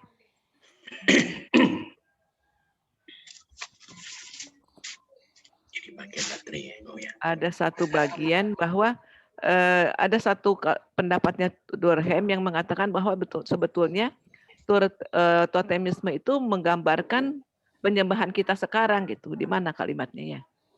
Durkheim menjelaskan ada bahwa dia itu bukan hanya bicara soal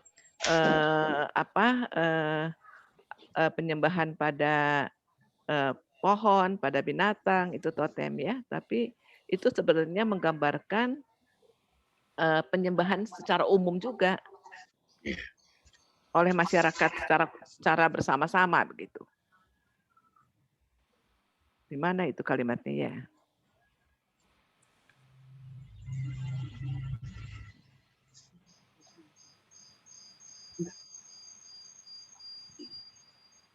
Ya paling tidak itu saya kira yang ditutup oleh itu dalam bukunya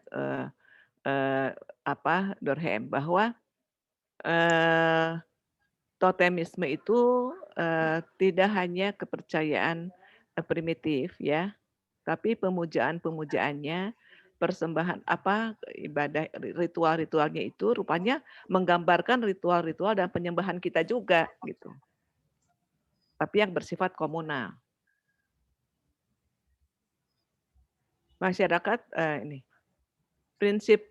menurutnya prinsip-prinsip totem selalu menyusup dan mengatur dan memiliki kekuasaan dalam kesadaran individu.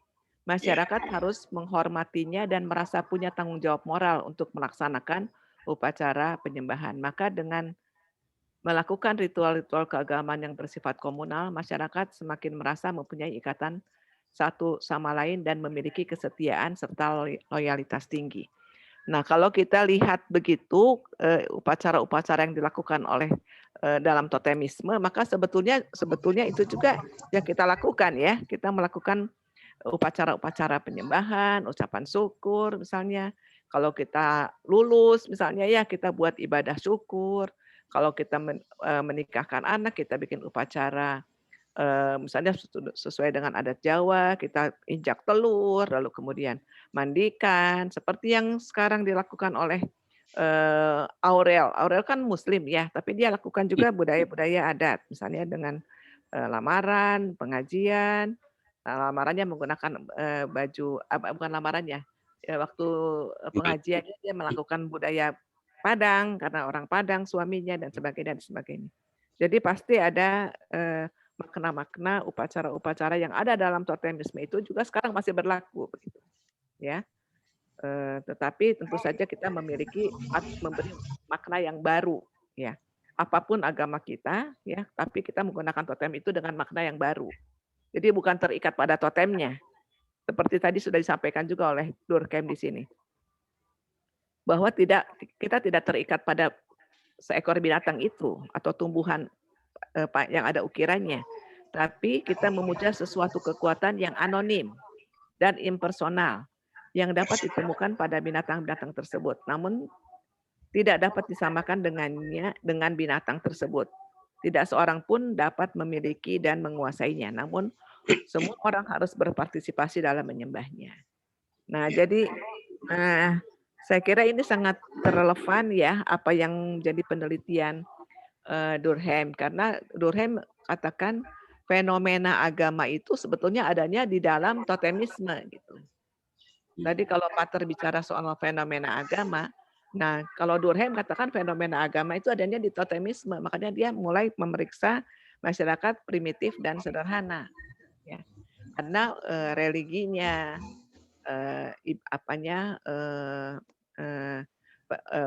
kegiatan-kegiatan religinya yang sifatnya negatif, positif, dan penebusan dosa itu sebetulnya juga menjadi kita beri warna baru sesuai dengan iman kita. Gitu.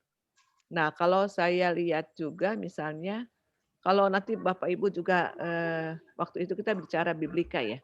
Kalau waktu belajar kolokium biblika itu sebetulnya di masyarakat perjanjian di umat perjanjian lama maupun perjanjian baru itu banyak juga mengadopsi budaya yang ada agamanya di dalamnya itu ya, kegiatan-kegiatannya yang kemudian dikasih warna baru ya. Nah, demikian juga di perjanjian baru. Nah, kalau kita juga kaitkan lagi dengan mata kuliah teologi kontekstual ya,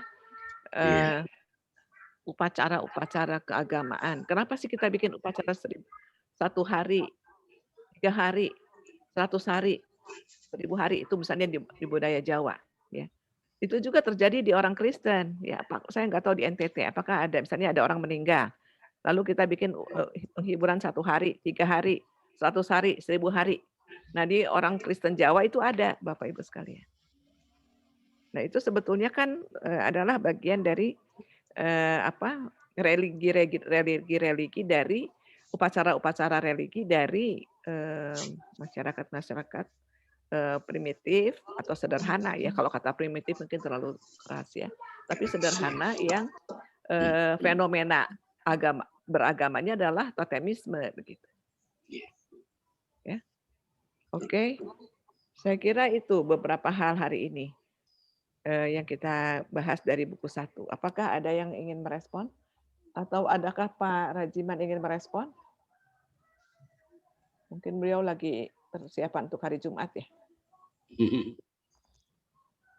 Ini Bu, ya. Saya Bu, ya, ada gejala yang menurut saya apakah bukan merupakan satu bentuk kebablasan orang Kristiani. Ya. Begini Bu, saya melihat sekarang ini di mana-mana ada gerakan suku-suku itu untuk kembali menghidupi ritual-ritual adat yang tidak beda dengan sebelum kekristenan atau mungkin agama lain masuk. Itu sudah, misalnya di Timor sini, saya lihat, saya lama di Kalimantan juga. Jadi bagaimana orang-orang itu kembali ke tradisi lama yang dulu kita katakan itu kafir. Kafir, ya. Tetapi sekarang itu orang secara demonstratif membunuh apa saja. Bahkan itu diupload di media-media sosial. Sementara itu kita kekristenan, baik dari gereja reformasi maupun Katolik, kita mengembangkan apa yang dikatakan inkulturasi, mengembangkan teologi kontekstual. Nah, apakah ini tidak menjadi semacam piranti yang membuat kita kebablasan dan kemudian semua gerakan hidup ini karena menurut saya itu beranjak dari otonomi setiap etnik untuk mengungkapkan siapa identitasnya. Tadi Ibu mengatakan misalnya muncul agama-agama asli. Ketika Ibu masih di Departemen Agama sebagai dirjen, bagaimana Ibu bisa melihat bahwa ada perjuangan-perjuangan dari agama asli. Misalnya Kalimantan itu Keharingan, di Sumba ini Merapu, dan lain-lain. Nah ini mereka berjuang. Dan itu pada umumnya mereka tonjolkan ritual-ritual yang sesungguhnya itu bagi kita, Kristen, kafir itu. Kafir, ya. Tapi itu sekarang muncul. Jadi lalu kita mengembangkan inkulturasi, teologi kontekstual dengan pemikiran-pemikiran yang begitu cemerlang. Nah saya melihat, apakah ini bukan berarti cara kita mengamputasi daya iman Kristen itulah. Ini Bu, ini yang saya seringkali kita sebagai seorang yang melayani tengah umat, kadang dilema sekali. Ini bagaimana ini? Itu Bu, kira-kira itu yang saya rasakan. Terima kasih Bu. Ya, Iya. saya kira ada gerakan-gerakan memang cinta budaya, cinta suku, cinta leluhur itu kaitan dengan identitas, ya, politik identitas, ya. Mungkin Pak Saurip selaku TNI itu pasti paham, ya. Jadi ketika kita cinta bangsa lain, apalagi sekarang ada lagi kita dengar di televisi bagaimana kalimat dari Pak Jokowi yang dikritik banyak orang bahwa kita harus benci produk asing, begitu ya, produk luar negeri. Nah itu saya kira kadang-kadang salah tafsirkan. Nah saya kira bentengnya adalah masjid, pura, wihara, gereja, itu bentengnya. Nah ketika kita kuat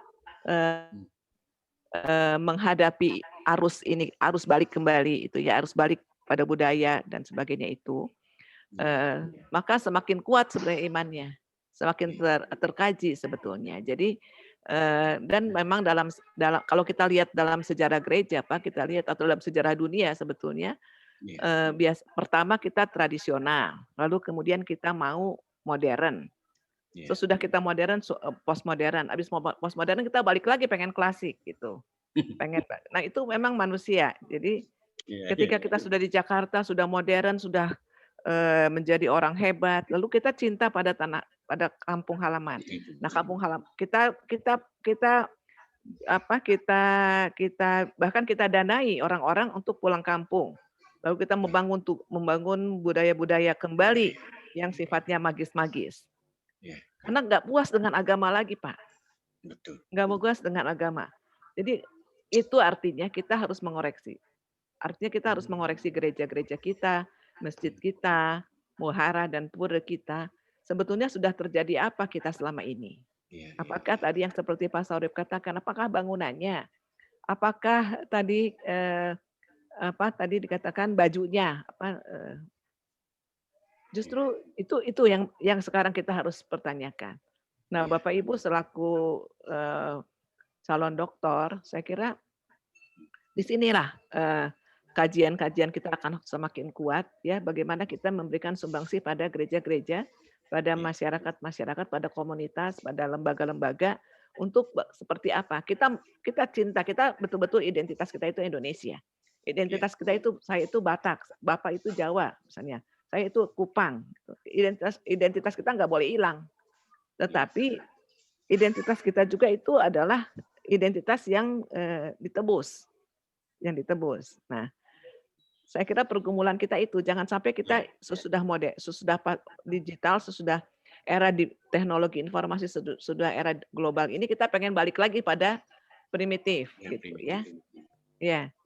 Dan saya lihat Bapak Ibu, saya minta maaf apakah betul atau tidak ya, Ibu Pendeta ya, atau Bapak Pak Pater ya. Saya lihat di gereja-gereja tertentu, saya lihat mereka senang sekali dengan kegiatan-kegiatan magis. Ya. Jadi padahal dulu di abad pertengahan kita senang rasional. Kita senang segala sesuatu itu harus pakai data, sesuatu itu harus masuk akal, rasionalis. Ya, tapi kemudian sekarang di abad yang sangat maju seperti ini, kita ingin justru berbau magis gitu.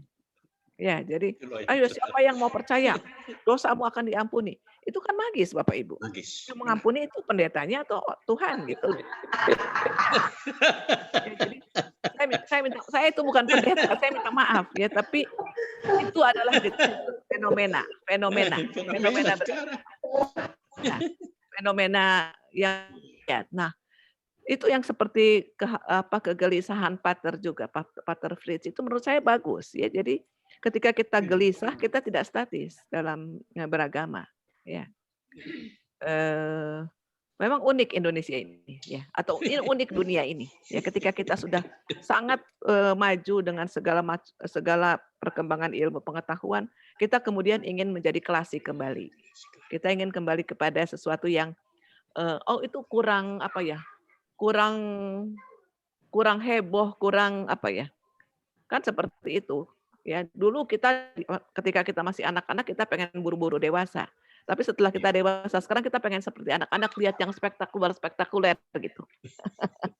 Tantangan. Iya, itu tantangan para dokter. Ya. Tulislah banyak artikel.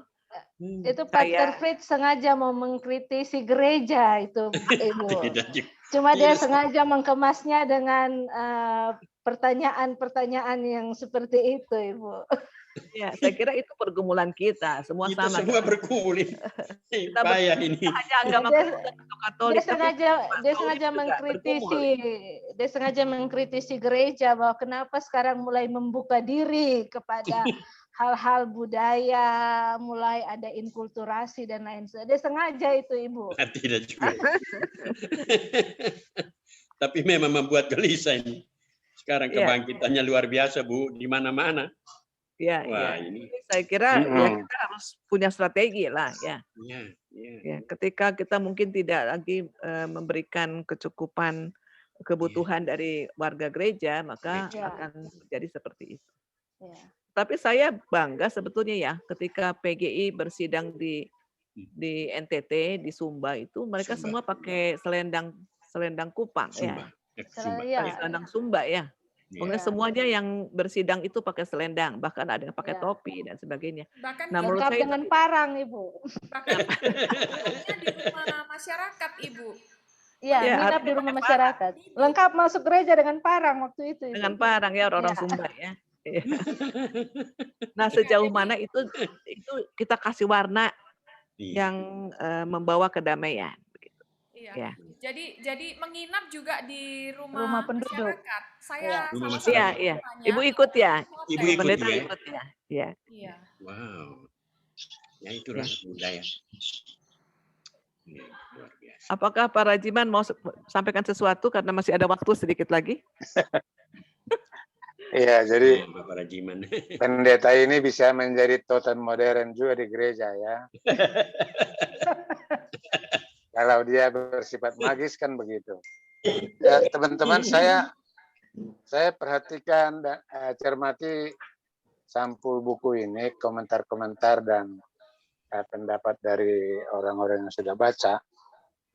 Karena saya sendiri juga terus terang belum baca buku ini. Jadi dibilang bahwa Durkheim ini termasuk reduksionis agama seperti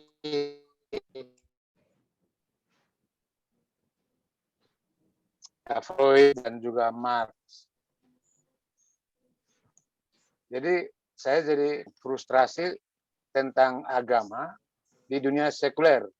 Jadi karena itu dia merasa ingin mencari akarnya di dalam agama-agama primitif, dan karena itu dia buat penelitian tentang totem, tentang yang lain-lain itu. Jadi memang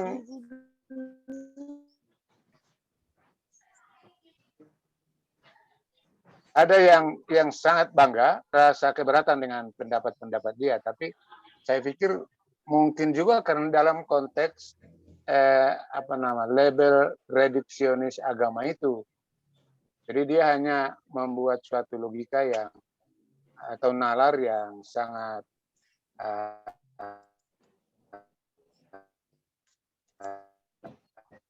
bertanggung jawab berdasarkan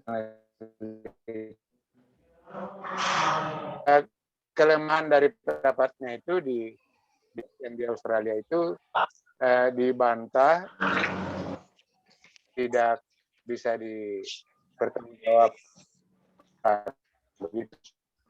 Oke, jadi kita masih berjuang menggeluti buku 2 sampai buku waktu yang sangat baik. Buku tebal ini sebaiknya diselesaikan. Sistem kita yang membagi-bagi bisa menolong, bisa lebih cepat. Kepada Ibu Nunik yang bertugas hari ini, ya siapa? Ya, Ibu Nunik. Betul, Pak. Bu Nunik.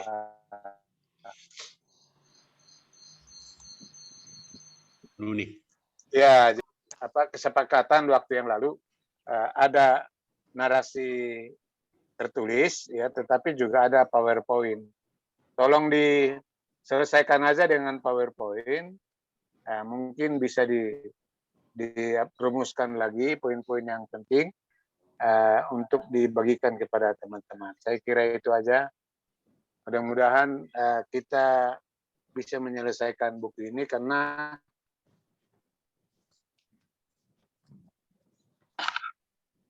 masih ada masih ada. Oke. Putus-putus suaranya, Pak. Jaringan. Jaringan kayaknya. Ya, oke, Bapak Ya, Ibu. terima kasih. Ya, baik. Saya kira kalau tidak ada lagi Bapak Ibu, 2 minggu ke depan kita tidak bertemu karena dalam RPS kita sudah sepakati Bapak dan Ibu akan membuat paper yang itu nanti akan menjadi nilai untuk UTS. Ya, dasarnya sebetulnya buku 2 dan buku 3 itu adalah buku 1. Jadi nanti uraiannya pastilah mengacu pada buku 1. Ya. Nanti bahan yang kami sampaikan sekarang ini akan saya share di grup. Ya. Ya. Ya, saya kira itu saja. Apakah ada sesuatu yang lain, Bapak Ibu sekalian? Pas. Tidak ada Apakah lagi. di Kupang sudah kuliah tatap muka, Ibu Lani? Belum, Ibu. Oke.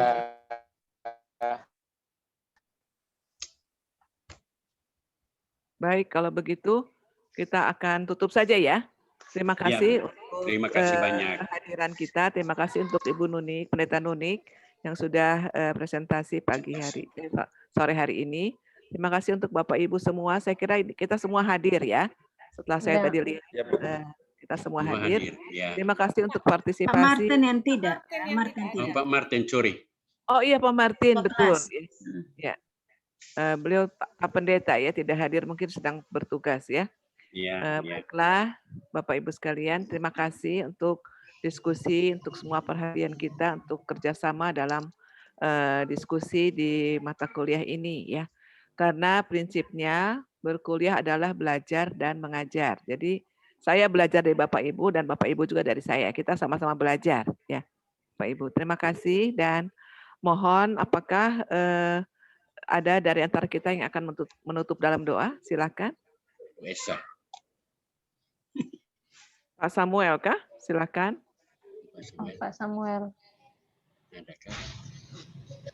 Ya, baik Bapak Ibu dosen. Terima kasih untuk Terima kasih, Bapak Bu Ibu yang Nuni. telah Banyak. nama Terima kasih.